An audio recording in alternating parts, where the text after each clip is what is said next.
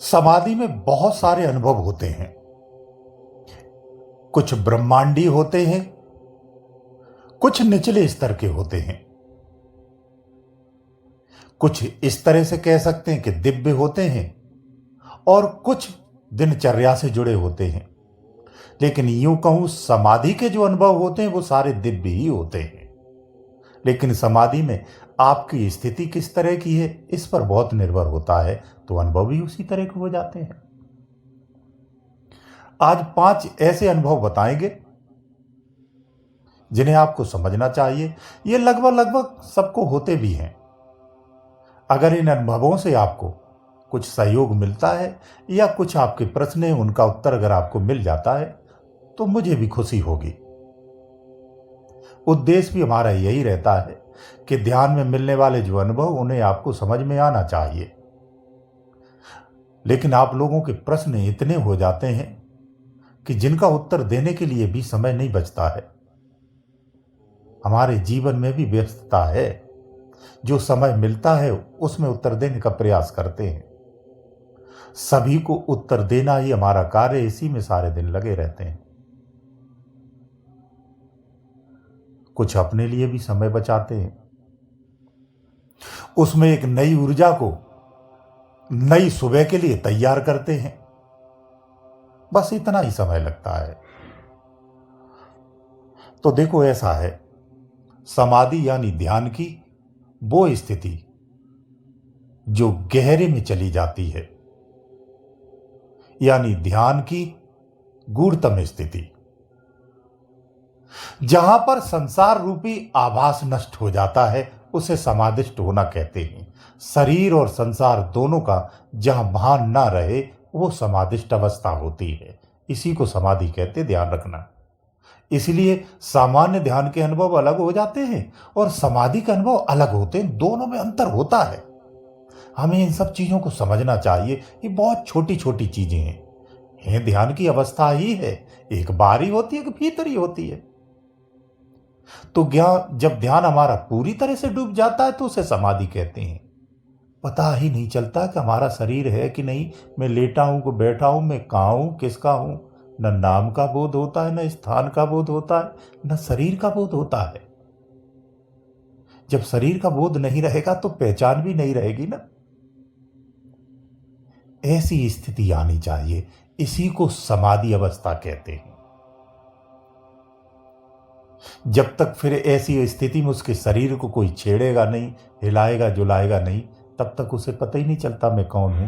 तो वो चेतना तुरंत वापस शरीर में आ जाती है। उसके शरीर में कोई भी हरकत करता है या कोई जगा देता है आके, है, ये समाधि की गुप्त अवस्थाएं होती हैं। सार्वजनिक नहीं किया जाता, मैं संकेतिक कह रहा हूं। जो इसमें है वो समझ सकते हैं।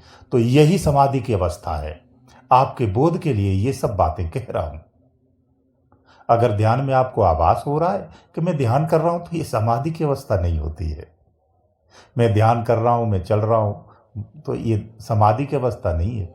हाँ, यही कहेंगे कि ध्यान की अवस्था है, ये कह सकते हैं। तो जब समाधि में जाते हैं तो क्या अनुभव होते हैं?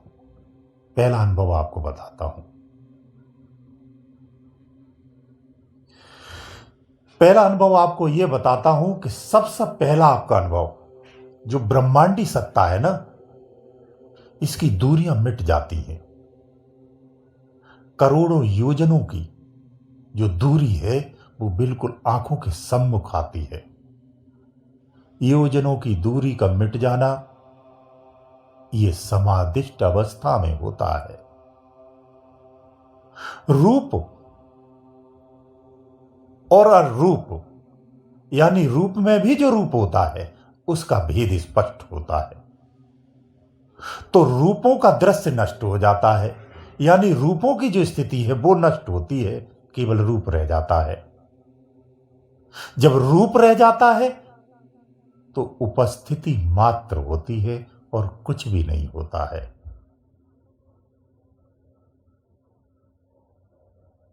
दूसरा, जो भार है वो भारहीन होता है, प्रकाश की तरह बारीक होता है, सूक्ष्म से भी सूक्ष्म हो जाता है। दृष्टा और दृश्य, ये स्थिति नष्ट हो जाती है। तो जो खाई है ना, खाई, समझना हमारी बात को, ध्यानी हो तो पकड़ लोगे। जो खाई है वही तुम्हारी कमाई है। जो दिखाई है वो कमाई नहीं है, जो खाई है वही कमाई है। जो उस खाई में गिर के मर जाता है वो अमर हो जाता है, वो पार हो जाता है। किसी शास्त्र में पार होना लिखा है। एक संत ने भी यही कहा है। जब उस स्थिति को पार हुआ तो उसने भक्त ने पूछा, तो उसने कहा कल जवाब देंगे। अगले दिन उसे और गहराई में गिरा दिया। फिर उसने पूछा तो बोला कल बताएंगे। फिर अगले दिन और गहरा गिरा दिया। फिर पूछा तो बोला कल बताएंगे। अगले दिन आकर उसने प्रश्न नहीं किया। बोले गुरुदेव उत्तर मिल गया। क्यों? जब वो गिरा तो उसे नई दुनिया मिल गई। तो उसको खुद में ही समझ में आ गया कि मैं क्या कर रहा था, कहां आ रहा था, कैसे आ रहा था। व्यक्ति छत से जब नीचे गिरता है, कभी अनुभव नहीं किया तो अच्छा नहीं, करना भी नहीं चाहिए।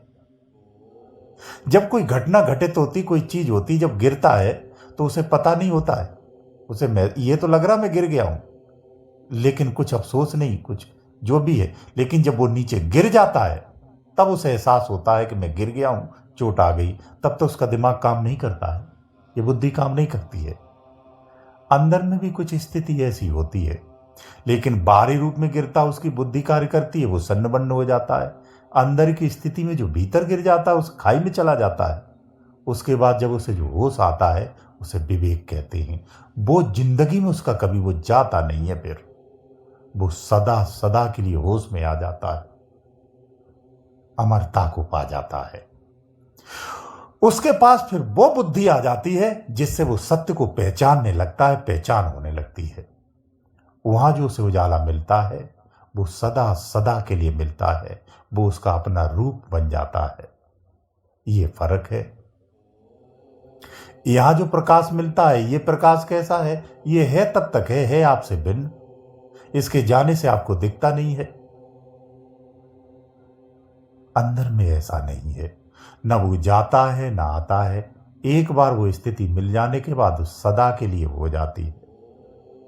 न उसमें गर्मी है न सर्दी है। तो इस तरह के अनुभव होते हैं। ये समाधि के अनुभव हैं। ये बाहरी समाधि या बाहरी ध्यान के अनुभव नहीं होते हैं। देव और दानव की स्थिति स्पष्ट होती है कि देव किसे कहते हैं और दानव किसे कहते हैं। संसार की भाषा में देव दानव होते हैं, ज्ञान की भाषा में देव दानव नहीं होता है। ये भी एक विज्ञान है, ऊर्जा का ही विज्ञान है, ऊर्जा का फॉर्मेट है। वर्तमान भाषा में कहूं तो यही यथार्थ है। कुछ लालची लोगों ने इनकी कहानी और कथाएं बनाकर के भ्रमित किया है। विज्ञान स्वरूप जो घटनाएं हो जाती हैं संसार में, वही कहानी और कथाएं बन जाती हैं। इसी कारण वो यथार्थ को नहीं जान पाता है कि किस कारण ये घटना घटित होती है। समाधि में जान जाता है। तो दानव और मानव या दैत्य और दानव का जो प्रयोग किया है मैंने शब्द का समझाने के लिए किया है, लेकिन ऐसा है नहीं। वहां स्थिति से भिन्न है जो वर्डों में नहीं कहा जा सकता, शब्दों में नहीं कहा जा सकता।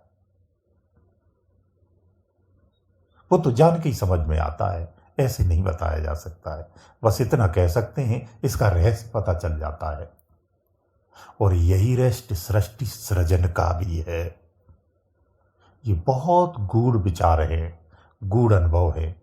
यही रहस्य सृष्टि सृजन का है जो आसानी से प्राप्त होता है। जब इस सृजन का भेद जान जाता है तो फिर वो खामोश हो जाता है। फिर वो संसार में रहते हुए संसार की प्रकृति का कोई भी नियम कभी नहीं तोड़ता है। जो जैसे हो रहा है वैसे ही होने देता है, हस्तक्षेप नहीं करता है। उसे बोधि कहते हैं, उसे ज्ञानी कहते हैं, उसे विज्ञानी कहते हैं।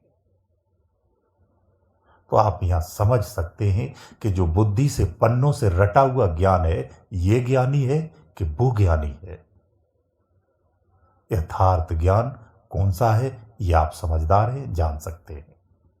तो हमें यथार्थ को पाना है। इसीलिए संत कभी कभी खंडन कर देते हैं, किसी ने कठोर भाषा में कर दिया है। तो जो धारणाओं में जीता है, बाहरी ज्ञान में जीता है, उसको निश्चित रूप से विरोधी होना ही है उसको, क्योंकि वो उन बातों को नहीं जानता है। तो हमें उन्हें समझाना भी नहीं है। उनका जो है वो उनकी स्थिति में, उन्हें खुश रहने दो, किसी की खुशियों को मत बिगाड़ो। तुम्हारा बोध जाग गया है तो चुपचाप उसका आनंद ले लो, और कोई सहयोगी उसमें आना चाहता है तो सहयोगी बना लो, उसे मना मत करो, तो उपलब्धि प्राप्त हो जाएगी। इस तरह से आगे बढ़ते रहिए। जमाना क्या करता है उससे आपको नहीं कहना चाहिए, अपने आप को सुधार लो, यही बहुत है। गुरुदेव दयालु।